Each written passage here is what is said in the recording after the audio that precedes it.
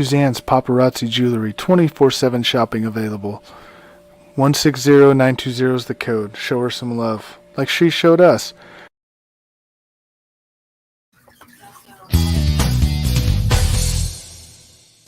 K&A Custom Crafts on Facebook. All right, welcome to another edition of Sports Minute on Coast to Coast Entertainment Network. I am joined by a couple of guys we haven't seen on Sports Minute in a while, especially one that hasn't been on there for quite a while. But first, we'll get to James Gonzalez down below myself. How are you doing, James? I'm good. Just tired from work. A long day, but I'm happy to be here. All right. Then next to myself, we got the mess around. Dave, how are you doing? I'm good. I had to work today, so I only got like 2 out of my 300 apps in today. All right. And then, guys, you've seen him before. He's the godfather of the Sports Minute. He's also going to be the voice of the Oregon Cougars football team. That's the Women's Professional Football League. J-Mac, how you doing? Making it so far. All right. So, guys, let's get to it. J-Mac, you haven't been on a while, so how are your Braves doing? Let's talk a little baseball right away. Well, I can say that, I kind of wanted to square off with against Dirk with this because he's been kind of, running his mouth all year about how the Mets aren't gonna be the Mets this year. Yeah, and they're kind of being the Mets. They just got swept by the Cubs. So it's a half a game between the Mets and the Braves, and they have a 3-game series coming up the end of next week. So, yeah, well, maybe you ought to pop on deck and let Dirk have it a little bit. So, James, your boy Trout just got done having 7 for 7 in home runs the last 7 games. Did not do it last night. So, what's up with the Angels? Well, not much. They've lost the last 6 out of 7, 4 in a row. They got swept by Cleveland this weekend. We tried to help your Twins, but we can't help ourselves, Big B. So this weekend, the off day tomorrow, and then the weekend, Seattle comes to the Big A. I'll be there Friday and Saturday. My last Angel games for once. It looks like they're just playing out the season. Trout can do what he can. It's kind of good to see him actually play. If you recall the last couple of years, the last 2 years, he was out for a while and never came back, especially last year. So it's kind of good to see him put some numbers up that really no one else can do. I'm sorry, it's a 4-game series. I'm sorry, it's a swing-around series, Friday to Monday. I did not catch that. Yeah, so anyway, it's just waiting to see next year and who's able to play and who's ready to go. And that's pretty much it. It's just been not enough offense. Try to get some good pitching in there, but sometimes the bullpen will blow it. And that's about it, really. The Angels at 61-82, which is good for 4th now in the Western Division in the American League, 32 games back of Houston, who will clinch sometime. They're 12.5 ahead of Seattle. Yeah. So, we're just looking at everyone at the top. All right, and then mess around. Your White Sox overtook my Twins last week or so. So, what you got going on? Well, yeah, they did do that, but they've kind of stumbled. They lost the last 2. They lost to the Athletics 10-2 or something like that. Then they beat the Rockies the first game, then they dropped the second game to the Rockies. And that was 3-0. They lost today. So now they're 4 back at the Guardians, excuse me. I always want to keep calling them the Indians. Yeah. But they're 4 back at them. They have a game against the Guardians tomorrow. And I believe next week they play 3 straight against the Guardians. So they can make up some ground, but they got to win more than just those games against the Guardians did. I mean, those games are huge against the Guardians, but outside of that, they still got to win more. Yeah, the White Sox, like you said, play the Guardians tomorrow, and then they will go to Detroit for a 3-game, and then yes, September 20th they will be hosting the Guardians that series. So, and then my Twins blew a no-hitter yesterday. Walked away with the win though, 6-3, and then today they beat the Royals 4-0. But again, I mean, they're another team that just playing inconsistent baseball. Finally caught up to them, and honestly, I would have preferred them not to go into the playoffs, and then get bounced right away.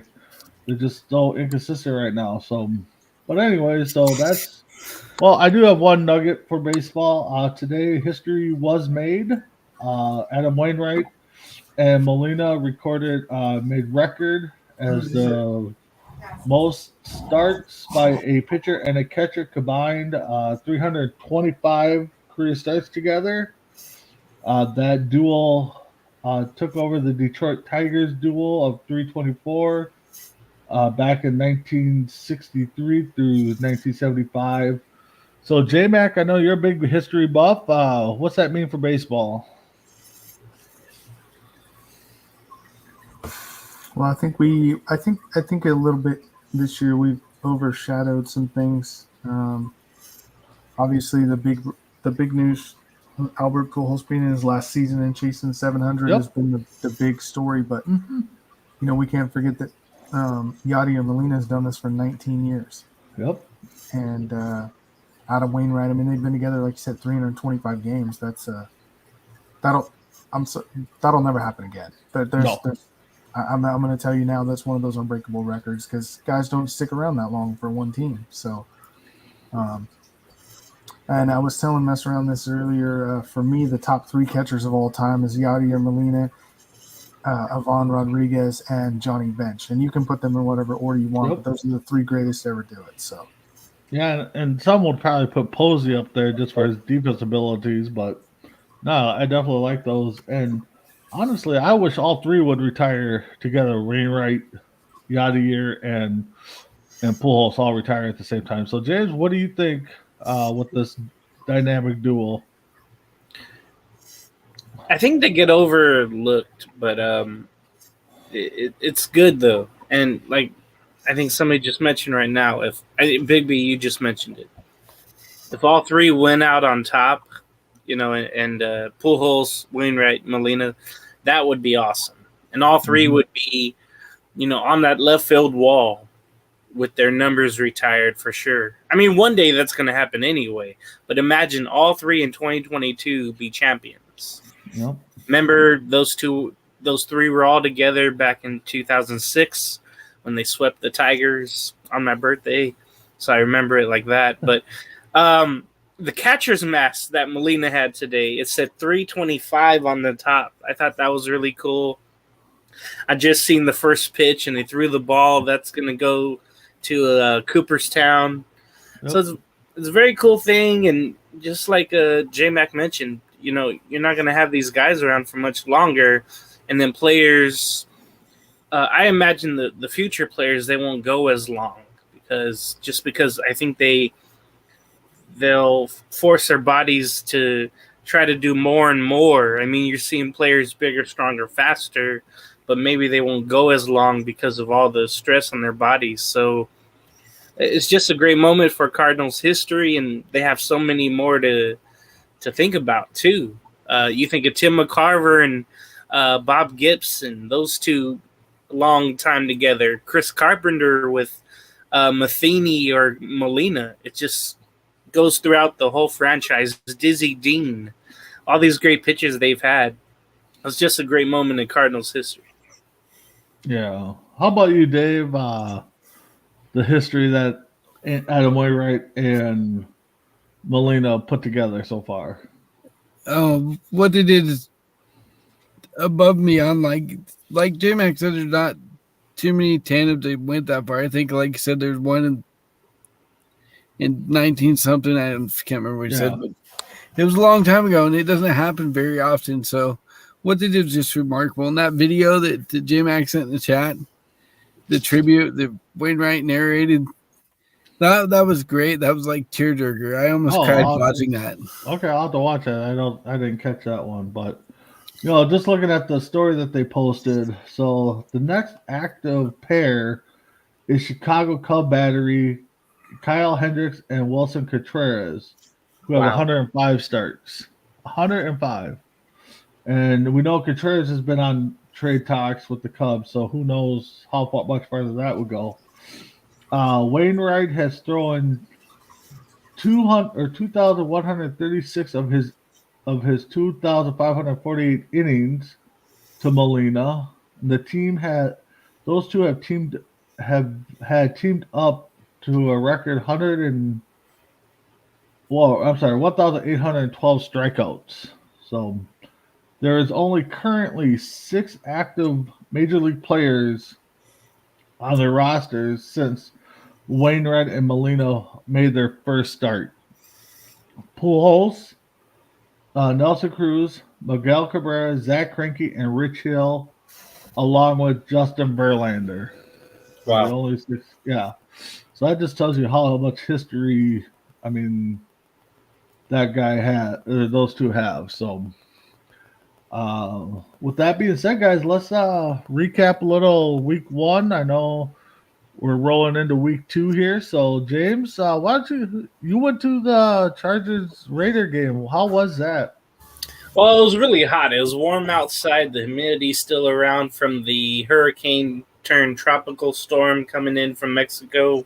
But the clears kind of skied up. Cleared up. First going to SoFi Stadium, I got to talk about that experience. The way that these new stadiums are popping up, they have these glass panels, and when the sun goes right on it, it felt like you're in a greenhouse. And that's what I felt like at that game. At the first, the Chargers, they were great offensively. And then defensively, they did pretty well throughout the whole game. Other from the third quarter, the Raiders tried to – the car went to Adams too many times. He's got to be more reliable on Waller and on Renfro. And that was the unfortunate thing. Got to get the running game going with Jacobs and more. Defensively, Chandler Jones was just nowhere to be found. And then also Max Crosby was getting doubled at times. But Khalil Mack playing against the Raiders for the first time as a Charger, he relished that moment, went out, got 3 sacks, 5 in total for the Charger defense. That's why they won the game. They held on late, 24-19. It was a great crowd, though. Great loud crowd. 60-40 Raider fans, I believe, there. That's at least in my judgment. On a warm afternoon. But it was just good to have football back and then to go to an opening day game. I never went to an MLB opening day game until last year and this season. And I felt all the festivities about that. And then going Sunday to an opening for an NFL game. That felt very special to me. So I can't wait to maybe do that again if things line up. Maybe head out to Vegas this year and back to SoFi when they play the Rams. So all in all, it was a nice time. I just wish the Raiders would have won. But fortunately for my show, I picked the Chargers to win, so that didn't hurt in the picks. Yeah, I think I picked the Chargers too. Mess around. Your Bears played in a lake, it looked like, most of the game. So how was your Bears? Before I get to that, though, I just want to mention, is it weird that for the Chargers and Rams, that every home game seems like a road game? Yeah. Yeah. The crowd is like so, like the road team's more vocal than the home team crowd. Yeah, it's like that because you have so many transplants from elsewhere, and then people can fly in. They're like maybe 5 minutes away from LAX. They could just easily fly in from wherever and then go right to the game, go right back out to wherever they came from. So it's very convenient for those road fans to come and make it their home for one day. Because I thought it was really weird that like the Rams had to use a silent count in their own home stadium. Like what? Yeah. So Alright. yeah. Anyway, that Bears game was like a water slide game. Like it was a monsoon. The turf was bad. It was so wet. Like you can't really take too much away from that game as far as the quarterback plays each because it was so wet. You can't really judge each one. So kind of throw that game out as far as quarterback play. But both defenses played really well. There was that safety for the Niners. It was just like everywhere. In the first half, he had like 10 tackles. I can't remember his name, but that dude's going to be a star. Okay. And just the resiliency that Fields had. Like he was like 3 for 9 at one point in the first half, and then the second half he comes back. He was 8 of something. Didn't complete a pass to a wide receiver tight end until the second half. That one pass he got out of a sack, spun out, went to his left, threw back across the field to Pettis for a wide open 51-yard touchdown pass. So that just shows a lot about his poise and his resiliency to bounce back from the bad first half and that terrible pick he threw. Yeah, and honestly, there was a penalty in there that I did not know existed, and that was you can't use the towel to dry up a wet spot. I can't believe that was a penalty that got called. It just threw me off there. So I don't know. I'll have to look at the rule book. Yeah, I didn't know that was a rule too. They threw the flag. I'm like, what the heck? Why are they throwing the flag? What's going on? Yeah. So while J-Max little sidetrack there, my Vikings took on the Packers. A game I didn't think was going to be that high scoring or that large of a deficit. I thought maybe it might be high scoring on both teams, come down to the last drive, but I did not see the Vikings taking care of the Packers that well. I know last year Aaron Rodgers had a bad game, came back, lit it up. Kind of expect the same things this year. The defense did look good. I'm kind of impressed, but I want to see what happens week 2, 3, 4 before I really get back on the bandwagon for the Vikings. But J-Mac, what do you think of your Packers so far? I think if Watson catches that pass, the opening drive, it's a completely different game. I totally agree with you. You are exactly right. But I think one thing I just want to say, Big B. I think that we'll figure out like we did last year. Yep. Week 1, right after we signed Aaron Jones to a 4-year, $88 million deal last year. Week 1 against the Saints, he got 12 touches. You paid a $22 million guy and you give him 12 touches. This year, he gets 9. And then we'll figure it out week 2, and we'll give him like 15 or 20, and he'll score a touchdown or 2, and everything will be back to normal again. Yep. No, I can't count the Packers out when they got Aaron Rodgers behind the helm there. So, anything outstanding or stands out in the week 1 that you guys want to cover quickly before we move on to Thursday night's game? I can cover mine quick. Yeah, go ahead. Well, I'm trying to do this other thing at the same time. Anyway, I can tell you what I was impressed by. All the naysayers for Carson Wentz. I get he was playing the Jaguars, so everyone's kind of giving me that this week. Like, but it was against the Jaguars. It's still an NFL defense. Yep. It's still an NFL defense, and Jacksonville played good. I mean, it was a 4-point game. It's not like they went out there and destroyed them. So he still had to come back. He still had to drive the ball down the field. Carson Wentz came out and showed everyone that he can still play at a very high caliber in this league. Yep. James, you got a standout moment? I'll go through a few. Buffalo showed why they might be Super Bowl champions this year and why the Rams might be in a Super Bowl hangover. Baker Mayfield tried, but he could not beat his old team, and I know he was fuming about that. Detroit on opening day almost pulled off a comeback, and that would have been cool to see. Field goal kicking is nerve-wracking at the beginning of the season, I bet. We had our first tie in Houston with the Colts, and one coach, Lovie Smith, not wanting to try for a win. New England might be done as a contender. No. Lamar Jackson without an agent is playing well. And again, Carson Wentz, you got to give him credit. Mm-hmm. The Giants, you got to like their decision to go for the win there at the end of the game. The Chiefs and Pat Mahomes are just fine without Tyreek Hill.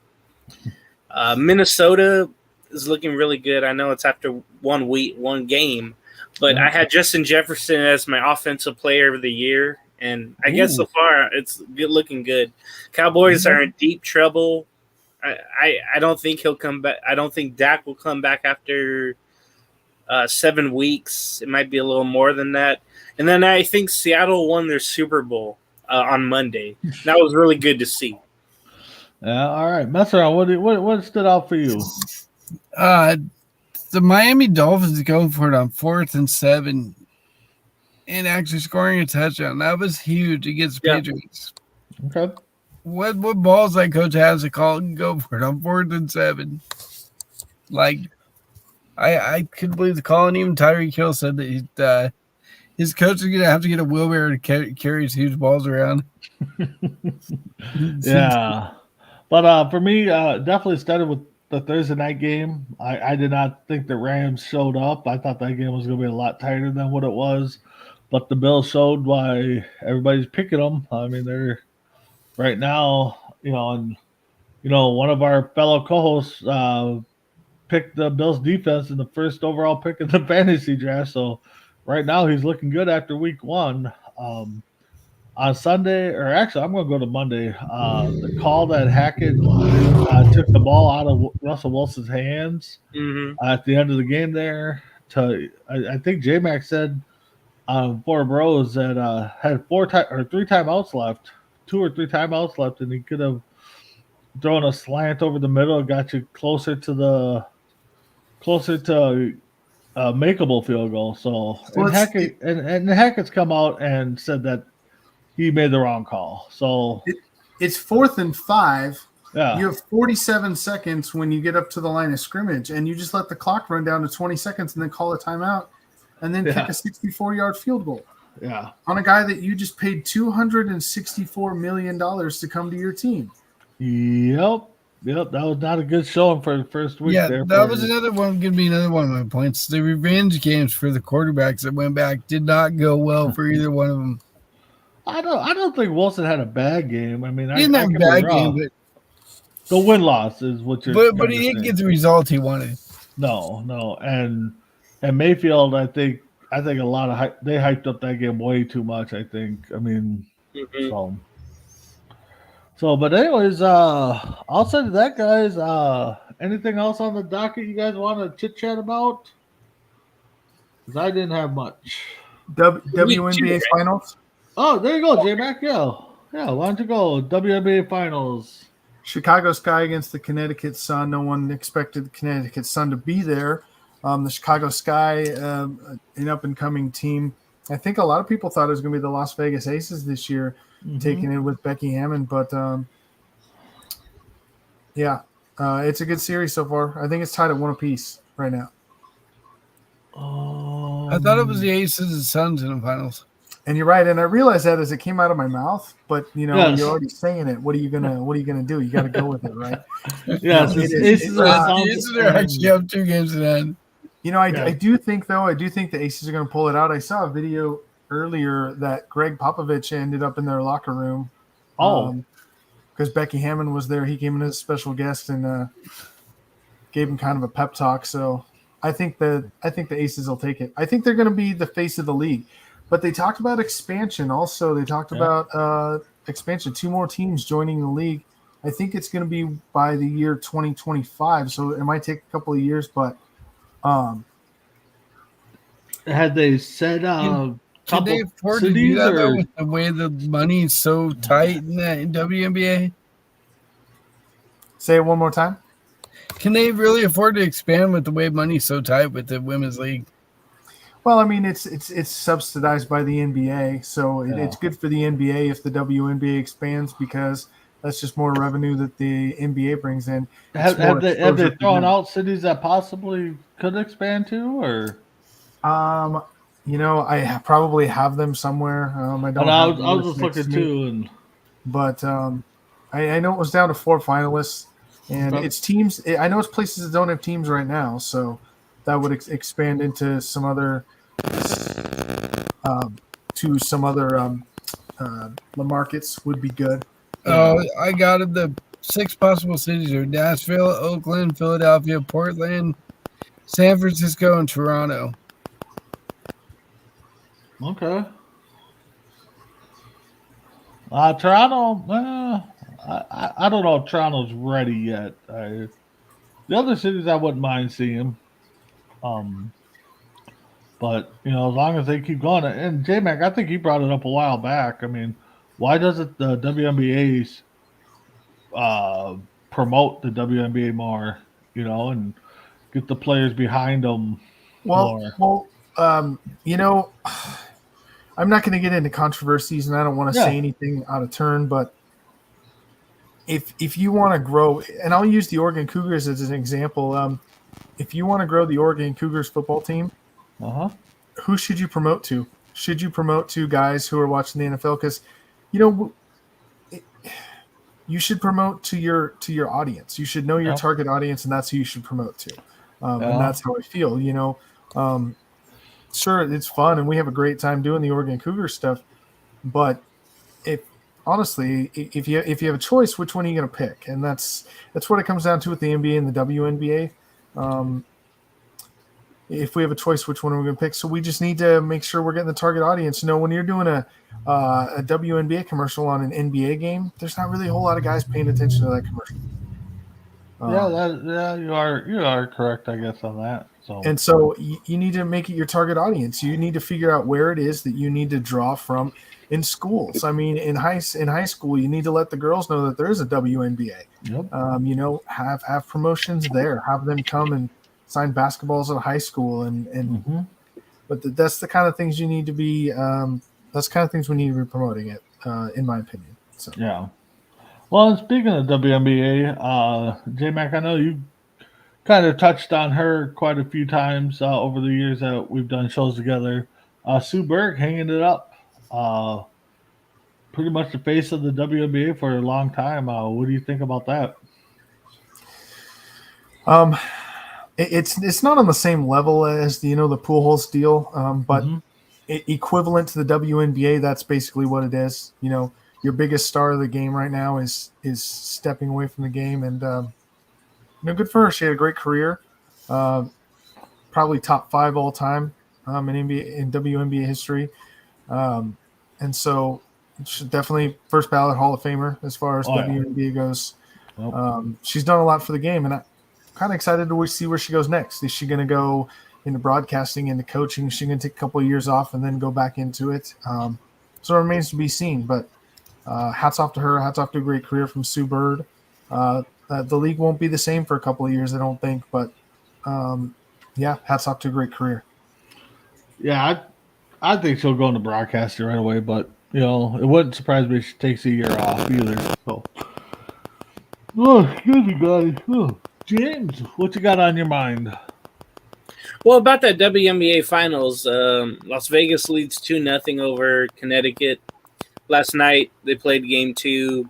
The trio of Aja Wilson,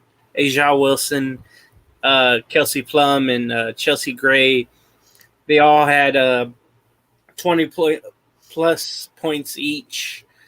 Whenever you have that in a game, you're going to win it. It seems like that's the big 3 of the league right now. And, give credit to the Sun. They had 4 ladies in double figures. They're not supposed to be here. It was supposed to be the Sky. But in Connecticut, their energy, especially with their 6th Woman of the Year, I'll call her, she was all over the place. Hustle all over.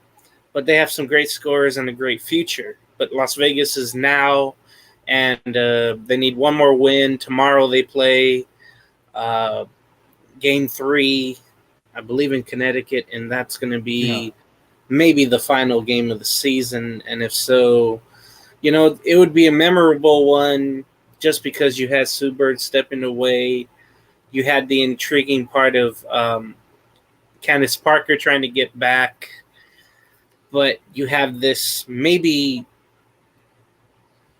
this dynasty setting foot and climbing the mountain, maybe with the win tomorrow, and then staying on top for a while, depending how long the three ladies are together and then how long Becky Hammond coaches there. So it's only right that somewhere Becky Hammond goes, they win. So, I'm going to be looking forward to that tomorrow. I'm going to be checking in on Game 3 and wondering if the Aces will just put pedal to the metal again and win again. Yeah. If I hadn't watched that last game, the Chicago Sky and Sun, I think Sky would have won because every time I watch a game, they lose. And it's weird because I was watching this Sky was up by like 10 points, 5 minutes to play.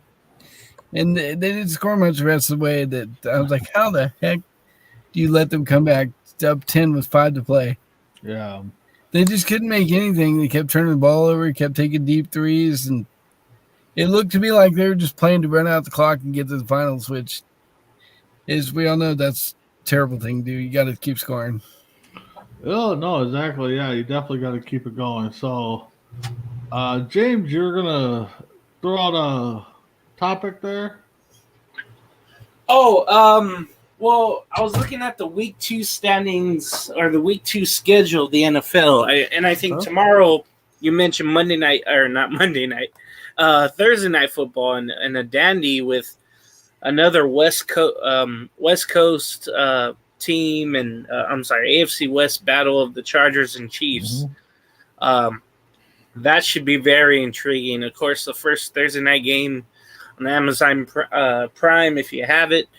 If not, I guess you have to get it to get that, and that's going to be a really good game. And my Raiders, of course, are playing hosting the Arizona Cardinals in their first home game. I'm just hoping they come out, good. Another game I think is intriguing is Miami at Baltimore. You see Miami win at home, but can they do it on the road? Indianapolis tries to exercise some demons in Jacksonville. Remember what happened last week? Oh, God. If they'd won that game, they would have been in the playoffs. Yeah. Tampa Bay and New Orleans. You know how New Orleans somehow has the Bucs number. James, real quick on the Colts and Jaguars game. Do you know are they playing in Indianapolis or Jacksonville? No, Jacksonville. Do you know that the Colts have not beat Jacksonville in Jacksonville since like 2013? Wow. I would have lost money on that. John points out that Keenan Allen is out for the Chargers tomorrow. And so is the rookie cornerback for the Chiefs. And so is Butler, the kicker, I think, is out too. I think I just saw. He's out too. They just signed a kicker today. Yeah. And what's odd, there's a Monday night doubleheader. I was going to bring it up. What is the deal with the 2 Monday night games this week? I know they tried that, I think, last year. Well, they've done it the last few years, but it was week 1. I don't know why they didn't do it this year, week 1. I know 2020, remember, we had a game every day of the week, but I think they had to do this one Monday just to get one game in. But you have Tennessee at Buffalo, but I think the nightcap of that, Minnesota at Philly. The weather isn't bad yet in Philadelphia, so expect 30-plus point game from each team. That's going to be intriguing for the last Monday night game. And J-Mac Tim Hendricks says it was 2014. He was at the game. Wow. Oh, yeah. 2014, yeah. Something like that, around there. But, speaking of, Sunday night game, you got the longest rivalry in sports, or in football at least, the Bears versus the Packers. So, mess around. You can start doing a little trash talking. I don't really want to get into a whole lot of this because J-Mac and Ace and myself decided we're going to do a pregame show before the game. Oh. To talk about this, so okay. I'll save a bunch of it for then. All right, so you're not going to put out there that the Bears are going to win by 45? I wish in Fantasyland, maybe. Yeah. But let's talk about that Thursday night game. Chargers and Chiefs. Messer, why don't you go ahead and start about the Chargers and Chiefs game? Well, if Patrick Mahomes and Chiefs offense plays like that against Arizona, I'm not expecting. I mean, let me correct myself. It's still going to be a close game. I was going to say I wouldn't expect it to be that close, but the Chargers have a really good offense. Herbert, he's really efficient with the ball. He's really accurate. He doesn't make a lot of mistakes. So I think it's going to come down to whoever has the ball last wins this game. Okay. James, what do you think? I think Kansas City will win, but I know that Chargers have had some success in Kansas City, despite Kansas City having Pat Mahomes. But, man, they looked so good, did the Chiefs on Sunday. It looked like they didn't miss a beat, and it looked like everybody got involved. The running game especially got involved with Clyde Edwards-Helaire. I think maybe, again, the big difference is having Khalil Mack there with Bosa, and we'll see if they can somehow pressure Mahomes into getting rid of the ball when he doesn't want to. That's going to be the big key. But I would still have the Chiefs by a very slim margin. That's why I think it's going to be a tremendous game. Yeah, no doubt. I think it's going to be a big game, too. I think I still got to go with the Chiefs at home. I know, we kind of ripped the defense last year, and they turned it on, but they seem to be hit or miss. But the Chargers defense, if they get to Mahomes, that could be a very interesting game. So, J-Mac, what do you think of the Thursday night game? I think it's going to be a close game. I think it's going to be a shootout. I think we might be in for some records being broken as far as, both quarterbacks. Who knows? I mean, we could see both quarterbacks throw for 400 yards and 5 touchdowns. We might see some records. And, we all pick on Vic for the Oregon Ducks, and none of us, but I got to tell you, Herbert's the real deal. No one saw it coming out of college, but the kid's the real deal. We forget, he gets overshadowed by everyone and pretty much all the quarterbacks in his own division. Yep. 2 quarterbacks threw for 5,000 yards last year. That was Tom Brady and Justin Herbert. Yep. Was the only other one who threw for 5,000 yards. So let's not forget that. The kid can throw the ball. And he only got in the year before because Tyron Taylor got hurt. That's who it was. Yeah, got hurt. The doctors screwed up something. Yeah. So, but anyway, so Messman, you got anything to throw out there that would kind of, got you going?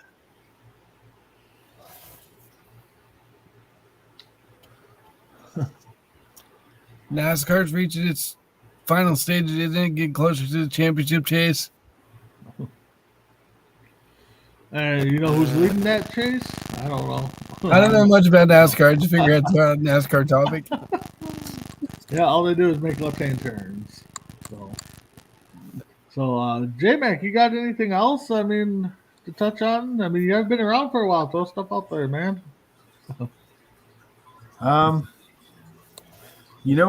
They now have a National Pickleball Association. There's a professional league for pickleball. That's really taken off. I'm more into the obscure sports. Yes, you are. You know what? This is something that we haven't announced yet, but I'm gonna tell you something that we figured out during camping this year is that Mess Around found his game. He found a game, like, he is good at cornhole. Oh, I was gonna say napping's not it. No, I mean, first time him and I were, like I said, we were on a team, and I was worried at first because he admitted he'd never really played before.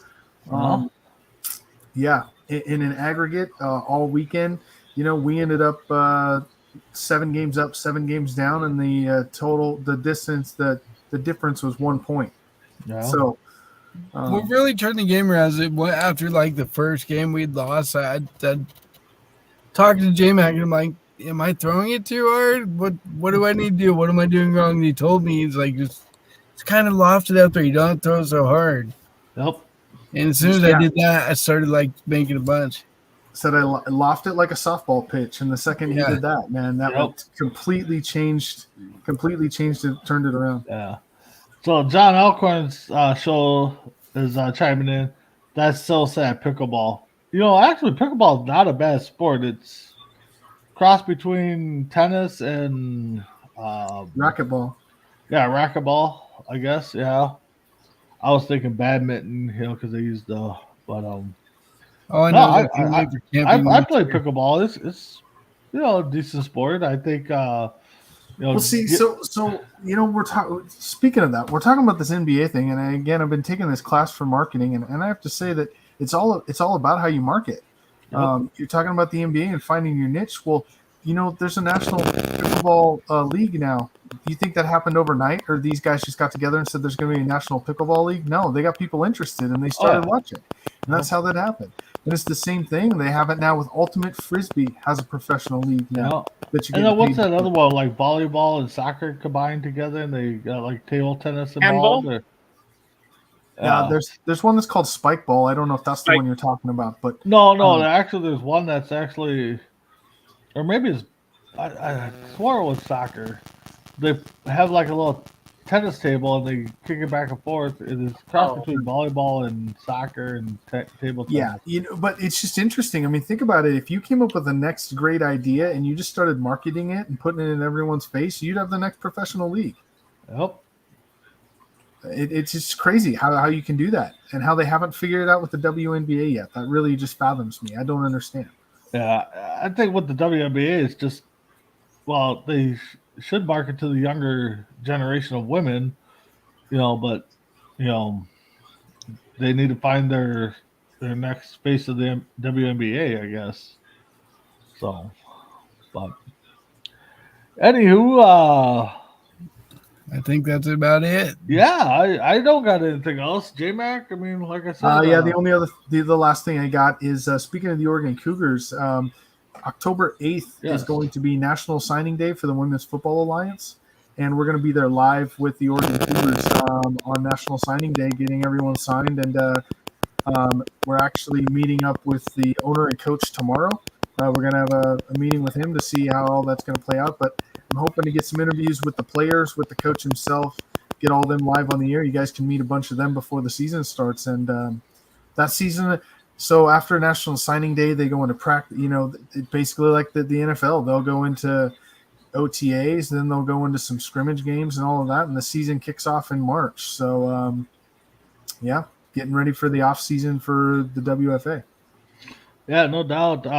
Definitely keep us in tune with that, and we'll definitely post it on our C2C Facebook page, and I'll let you know because we are planning on doing a weekly show. I know that's in the talks, just depending on what we can do and stuff like that. So, final thing I want to talk about, I mean, we brought it up before. Pujols is 3 away. Aaron Judd is, I think, 5 away from Roger Maris's Yankee record and American League record. American League record, yep. 61? Yeah, 61. So between those two guys, who gets there first? James, I'll start with you. Who gets that record? 700 or 62? Judd or Pujols? I'd have to check where the Yankees are playing this weekend, but I think as the season goes on further, teams might walk Judge because they don't want to be the one guy to give up the home run. But with Albert Pujols, I think people are going to just try to get him out, have more respect for him, let's just say. So I think Albert's going to get it first. I really do. All right, J-Mac, what do you think? I'm with James. I think it's going to be Albert Pujols first. And to kind of piggyback off his point, people are going to start walking Aaron Judge.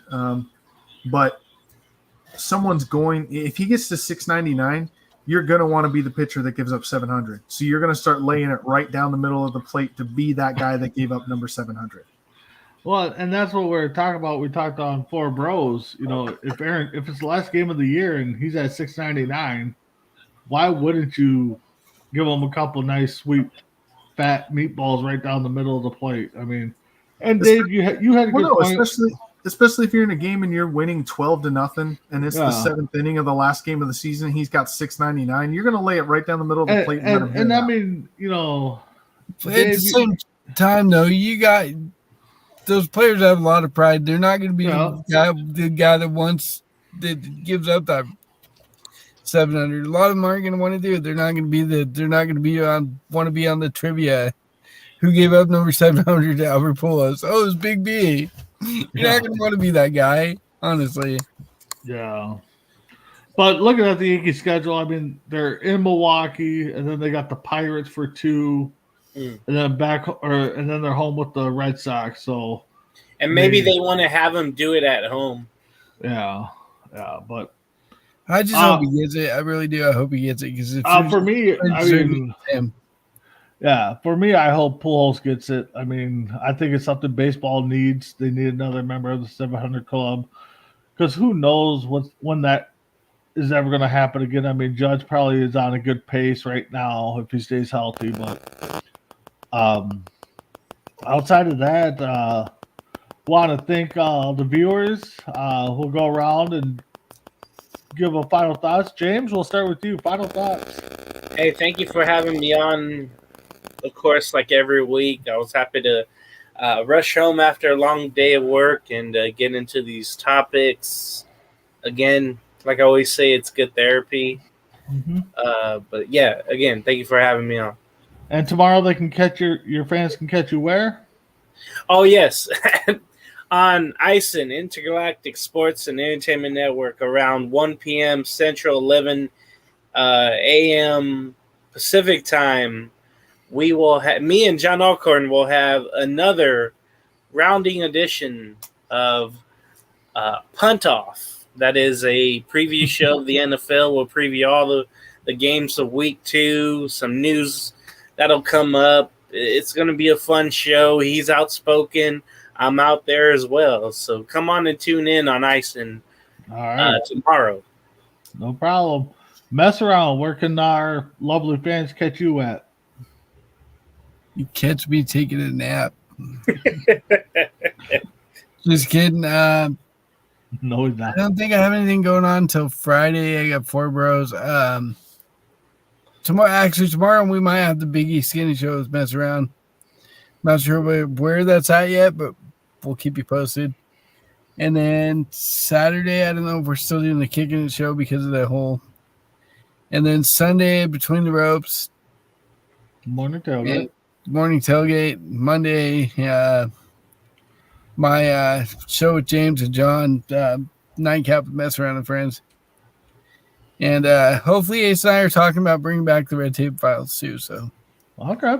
All right. J-Mac, final thoughts for you. Catch us on 4 Bros on Friday. It's going to be a great show. We'll go over the Thursday night game and preview the weekend games, but we'll also always do J-Max Roulette, as everyone likes to call it. And so we'll see what's in store for that on Friday. And just hang with us. Some great things coming to Coast. There's more stuff coming every day. I got to mention that we'll probably have a promotion where you have an opportunity to win season tickets to the Oregon Cougars games.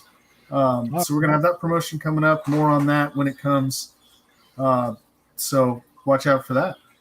All right. And John, morning tailgate is Sundays, 10 o'clock Central Time. With that being said, and along with 4 Bros, we'll probably get a recap of Crispy Bacon's first week on his new job. That's why he's not on tonight.